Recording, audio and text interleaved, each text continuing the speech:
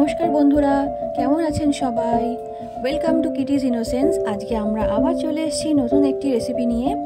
পুরো ভিডিওটা দেখবেন, আশা করি খুবই ভালো লাগবে। নমস্কার বন্ধুরা, আমাদের আজকের রেসিপি থোর ঘন্ট। নুন হলুদ জলে আধ ঘন্টা ভিজিয়ে রাখার পর আমরা থোরটাকে ভালো করে মেখে নেব। থোর আলুর ঘন্ট বানাতে আমাদের লাগবে থোরগুলো আমরা কেটে হলুদ আর নুন জলের মধ্যে আধ ঘন্টা ভিজিয়ে রেখেছিলাম, কষটা যাতে বেরিয়ে যায় তার জন্য।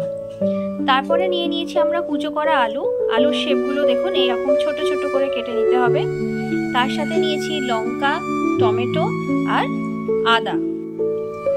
আলু থোরের ঘন্ট করতে আমাদের লাগছে মুসুর ডালের বড়ি, যেটা আমরা পরে ভেজে নেব। এটা হচ্ছে কাশ্মীরি লঙ্কার গুঁড়ো, এটা গরম মশলা, চিনি, নুন, হলুদ, একটু ঘি, আর লাগছে এই মশলাটার মধ্যে আছে ধনে, জিরে আর শুকনো লঙ্কা, যেটা শুকনো খোলায় ভেজে নিয়ে আমরা একদম মিহি করে বেটে নিয়েছি। এর মধ্যে আবার চলে এসছে আমার একটা পার্সেল, আমি মিশো থেকে অর্ডার দিয়েছিলাম। আমি এটা পরে খুলে আপনাদের দেখাচ্ছি কি আছে এর মধ্যে। মুসুরির ডালের বড়ি, যেটাকে আমরা সবার আগে ভেজে নিচ্ছি তেলে।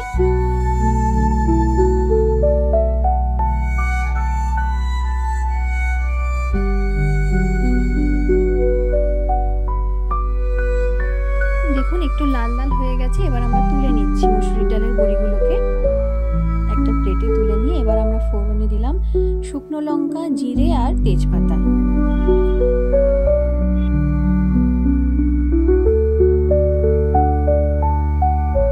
এইবারে অ্যাড করলাম টমেটো কুচিগুলো দিয়ে ভালো করে নাড়িয়ে নিচ্ছি, একটু মিশিয়ে নিচ্ছি ফোড়নের সাথে ভালোভাবে। এরপরেই আমরা অ্যাড করব হচ্ছে কেটে রাখা আলু। এবার আমরা ছোট ছোট করে কেটে রাখা আলুগুলোকে দিয়ে দিলাম।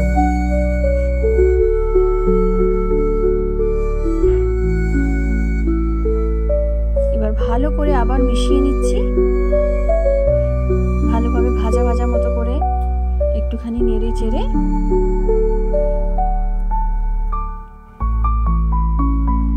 এবার দিয়ে দিচ্ছি হচ্ছে হলুদ আর নুন, দিয়ে আবার ভালো করে মিক্স করে নিচ্ছি। এবারে আমি দিয়ে দেবো থোরগুলো দিয়ে দিলাম, থোর দিয়ে দেওয়ার পর ভালো করে মিক্স করে নেব।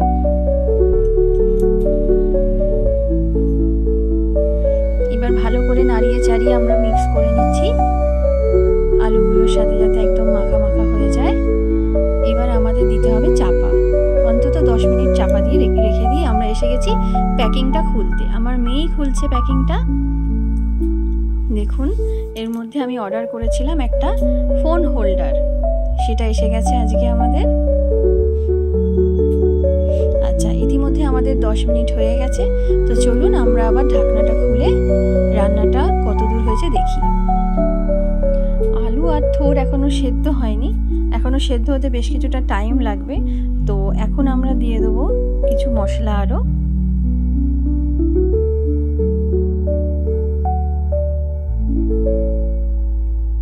আমরা অ্যাড করলাম আদা কুচো, চিনি, দিয়ে দিলাম কাশ্মীরি লঙ্কার গুঁড়ো আর কাঁচা লঙ্কা, আর ভেজে রাখা বড়িগুলো ওপর থেকে ছড়িয়ে দিলাম। দিয়ে আবার এটাকে আমরা ভালো করে মিক্স করে নেব।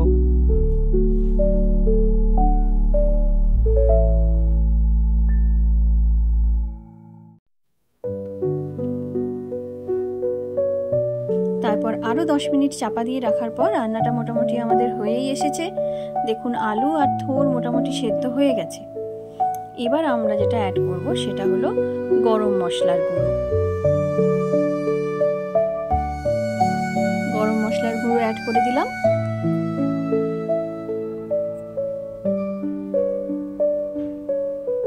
এবার দেব হচ্ছে ঘি, যে 1 চামচ ঘি আমরা রেডি করে রেখেছিলাম সেটা আমরা এখানে লাস্টে একদম দিয়ে দিলাম। দিয়ে এবারে আবার এটাকে ভালো করে মিক্স করে নিচ্ছি। এই ঘি এই রেসিপিটার একটা অনবদ্য স্বাদ আনে। তো তো আপনারা অবশ্যই ট্রাই করবেন, আর ঘি দিতে একদমই ভুলবেন না। ঘি আর বড়ি হচ্ছে এই রান্নার মেন ইনগ্রিডিয়েন্টস। দেখুন আমাদের রান্নাটা হয়েই গেছে। থ্যাংক ইউ বন্ধুরা এতক্ষণ আমার ভিডিওটা দেখার জন্য। যদি ভালো লাগে লাইক, শেয়ার অ্যান্ড সাবস্ক্রাইব করে দেবেন। অসংখ্য ধন্যবাদ।